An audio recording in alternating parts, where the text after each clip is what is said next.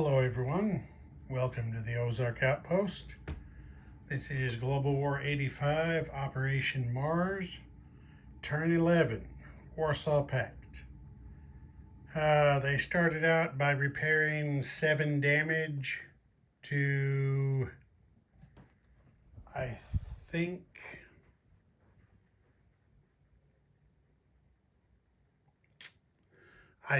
it was the major army base in East Germany. If not, it was West Poland, one or the other.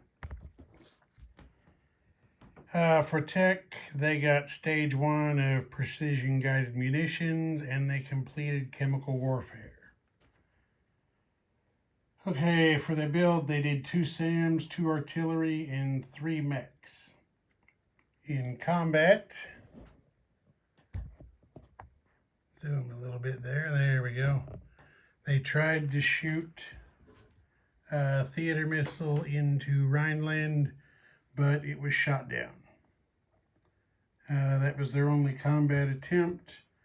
Their income was 21, plus 10 for computers, plus 6 for their African holdings, plus 2 for occupied oil wells, put 39 in their bank. NATO came up. They repaired 2 damage, which I believe was on the minor or major army base in Rhineland. For the tech, they completed Top Gun.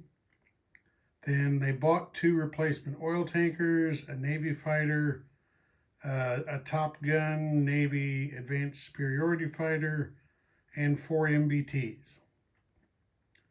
Okay, for combat, they shot a theater missile at the major army base in East Germany and scored 7 damage.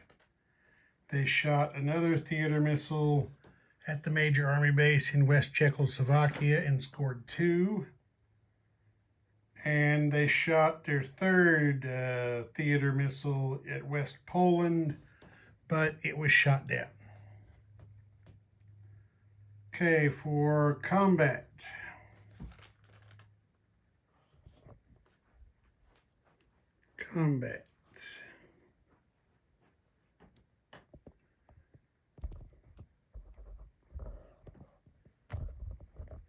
There we are. I'll back out just a touch. Okay, there you can see it. The strategic bomber up here in southern France flew down here, and actually I think it was down to here, because they've got long-range missiles. And they fired 2 cruise missiles at the minor army base in West Libya. Both missiles got through and they just knocked the hell out of it with 11 damage scored.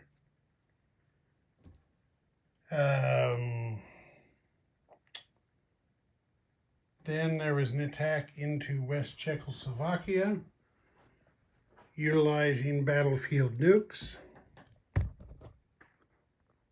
And as you can see here, the battle was successful. NATO captured West Czechoslovakia at a cost of 2 artillery. Their income was up to 45, plus they saved 1 IPP. They have -4 from oil tankers that are still out of action, which would be the one there in I-4 and the 2 they lose from the occupied oil fields in Nigeria. Okay, so that puts 42 in NATO's bank.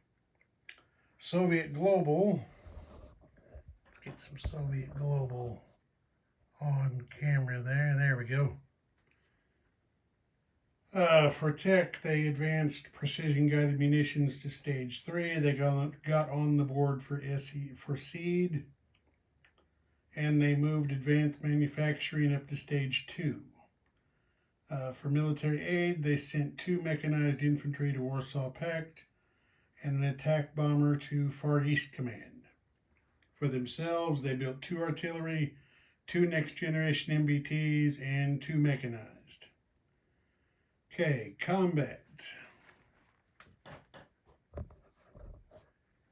The Soviets had, we'll get to that in a bit, a theater missile here in East Germany that fired at the major army base in Rhineland and got through and scored 5 damage. I had made a mistake in some previous turns over here in the Middle East. When Iran captured all of Iraq, they won their war with them, and that ended the random event. At that point, this area went back to being governed by the minor faction reference sheet, since Iran did not sign a military pact with U.S. Global when they won their war. Therefore, Soviet Global did not have to roll for the possibility of declaring war. They could just do it like they could with any other minor faction. So this turn, they set things right and declared war on Iran. And of course, when they did, Iran did then sign a military pact with U.S. Global. So we had attacks into Mosul, we had a battlefield nuke attack into Tabriz, and an attack in Tehran. And as you can see here, all 3 were successes for the Soviets. Mosul was a walk-in. Tabriz cost them 2 light infantry, a fighter, and an artillery. And taking Tehran cost them an airborne and a fighter. Okay, then the Soviet Indian Ocean Fleet, it was there, decided to fire anti-ship missiles at the U.S. fleet in I-6, and all 3 missiles missed. The SSN shot 2, and there was a cruiser here that shot 1, but nobody hit anything. And then up in the north, the Soviets made another go at capturing Iceland, but they fell just short. An amphib from the Baltic over here picked up a Marine, and an attack helicopter came over and attacked with what naval support they could get. And they killed the Marine and the fighter that were here for NATO, but they only had just 1 land unit, 1 Marine, and they lost it in the defense role. So they didn't have a land unit available to occupy and capture the island. So Iceland still belongs to NATO. Let's see. Soviet Global's income was 44. They had 12 in total extras, putting 56 in their bank. Okay. That takes us on to U.S. Global. All right. They didn't do very good on tech this time. They just hit 1 advanced manufacturing to stage 3. Honestly, the Americans are just about out of techs to roll for.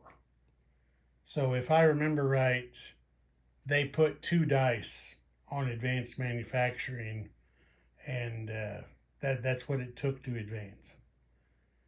For military aid, they sent an attack bomber to NATO. For themselves, they built 2 mechanized, 2 paramilitary, 3 fighters, 2 MBTs, a SAM, and a light infantry. Okay, for combat, they tried something and it didn't work out.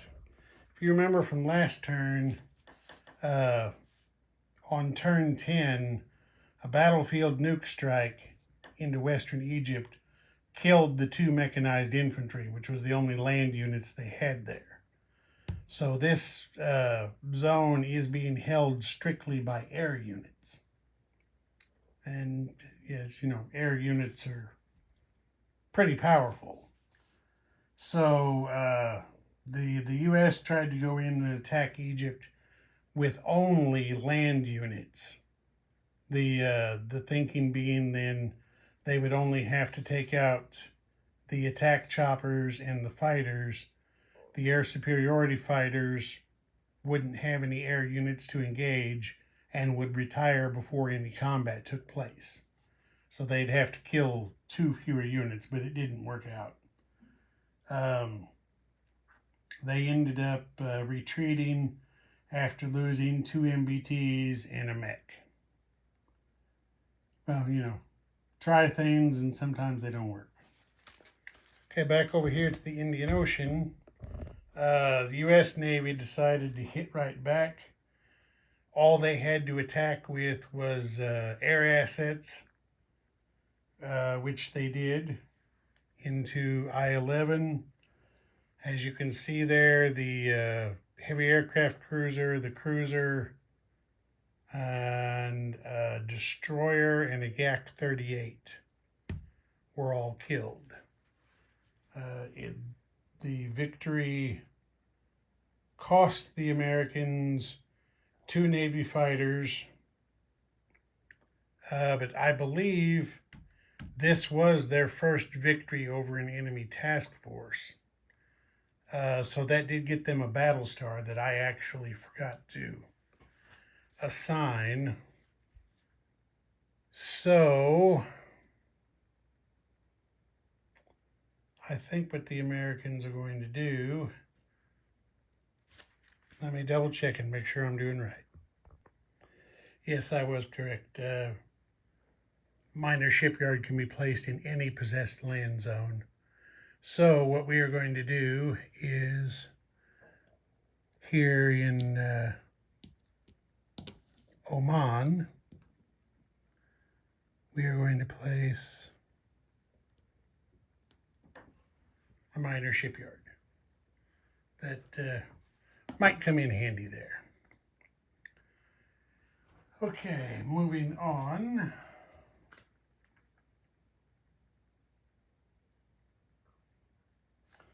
Okay, the B-52 from Diego Garcia flew up here and shot 2 cruise missiles at the minor army base in Tehran, and they hit it for 8 damage. Over here in the North Atlantic, the U.S. Atlantic Fleet decided to come up here and do battle with the Red Banner Northern Fleet.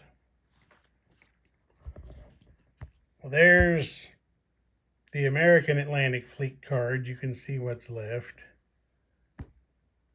And there's the Soviet Atlantic Fleet card.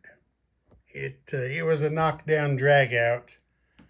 Their submarines didn't get hit by anything in the first round, so they decided to live to fight another day. And it's probably a good thing they did, because the Soviets took a shellacking. They had a hell of a lot of Navy in there, and other than 2 damaged battle cruisers, it's all gone.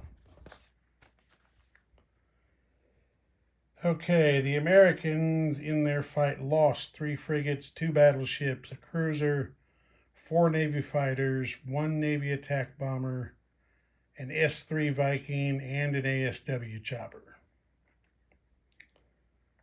Okay, the Americans fired their theater missile into East Germany, but it was shot down.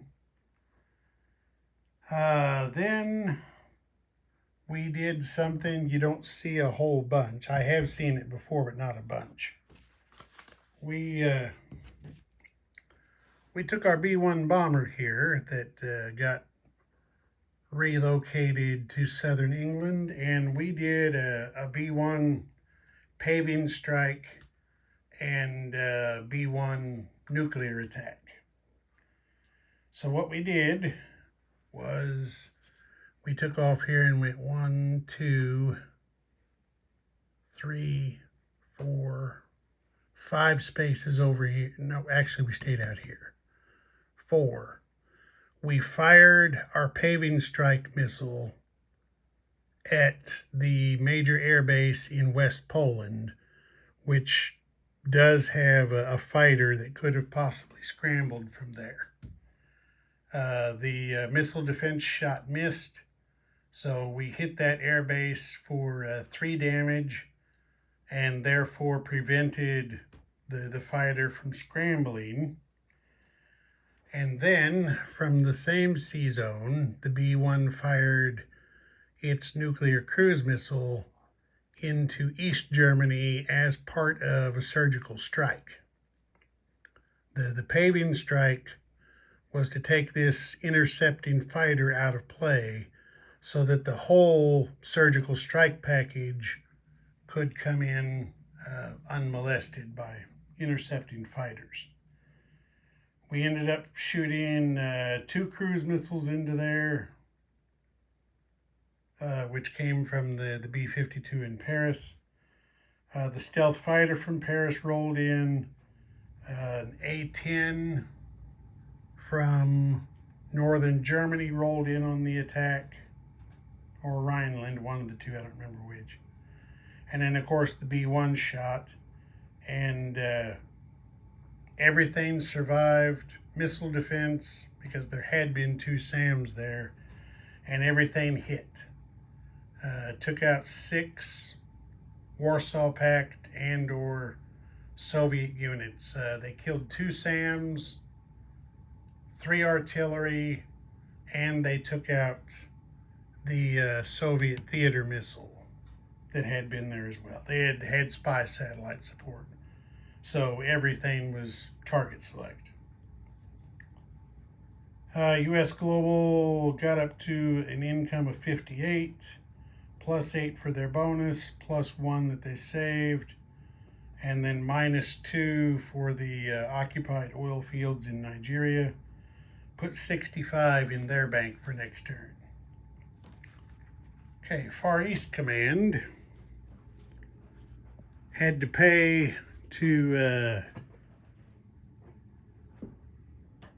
fix their own work. They had done, if you'll remember, 12 damage to the army base there in Qinghai. Well, they decided to repair that damage so they could make use of the base for themselves. So that cost them 12, and then they bought 2 mechs, 2 light infantry, and 2 paramilitary. For combat, they attacked Beijing. As you can see, off camera, I got to put a roundel in there. I forgot to do that. They captured Beijing without losing a single unit. They just, if I remember right, it only went 2 rounds. Shot them up, and the Chinese just couldn't get a hit in return. And then out here in the west, they also captured Gansu. That fight cost them 1 MBT. Okay, then back here, this SSGN came down from P-21, I believe it was, and shot 3 P-700 Granites at the U.S. Pacific Fleet that had been there in P-29. They scored 2 hits on, they had spy sat support, so they got target select. They scored 2 hits on an amphib and a supercarrier. The amphib took its phalanx defense shot that missed, so it was sunk, and a damage was taken on one of the supercarriers. Okay, FEC's income is up to 20. They had a total of 15 in bonus, putting 35 in their bank. Okay, U.S. Pacific Command. Since SDI has been completed by the Americans, they attempted counterforce nuclear release authorization again and failed to achieve it. They built an amphib, a destroyer, 2 frigates, and they started a cruiser. Okay, in P-30 here, 2 S-3 Vikings from one of the carriers that had been here in P-29 came over here and attacked the Soviet SSGN, but they missed, so it went to silent running. And that was it for combat. In non-combat, just to catch you up, the carrier fleet here and the damaged battleship from P-28 all went up here and went in port at this minor shipyard, which does have the capacity to repair 2 points of capital ship damage in a turn. So they've come up here to Japan for repairs. Their income is 27 minus 4 for lost oil tankers, put 23 in their bank once again. And then, and just if you're wondering, to keep things legal, the naval builds, since this minor shipyard was all occupied, the minor shipyard over here facing the Sea of Japan built the 2 American frigates, and then the destroyer and the amphib were built over there in port on the west coast. The frigates are in port as well. Okay, China. China finally, after this is now 11 turns of trying, or 10 turns of trying before this, finally completed computers. So that did give them +1 to their national morale for completing a technology, which I'll just get it and do it now. I mean, they don't have a hell of a lot of choices. I got to put one of their people's war markers back on the map. I forgot to do that a while ago. So they're going to put it here with their most valuable territory in Zhejiang. There we go. Okay, they built 5 light infantry. They decided this time they were going to do some combat. They launched what was intended to be a spoiling attack into Guangxi.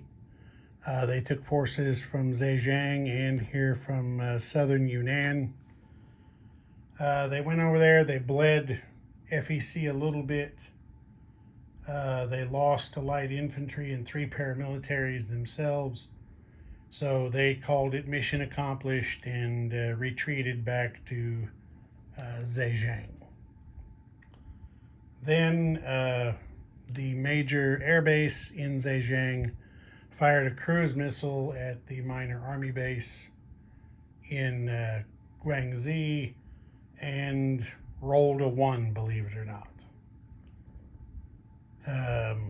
Their income is cut down to 3, but they have 13 in bonus, so once again they put 16 in their bank, and that actually should be 17 because they saved 1 from their previous turn.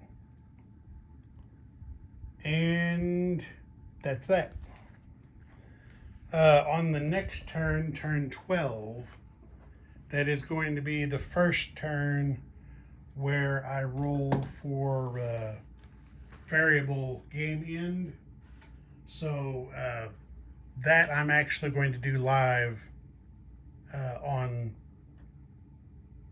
going to do it live at the end of filming the next turn, rather than rolling the dice and just telling you what happened. We'll we'll give you a little piece of the action and let you watch the dice roll around. Okay, that's it for now. Ozark Outpost. Over and out.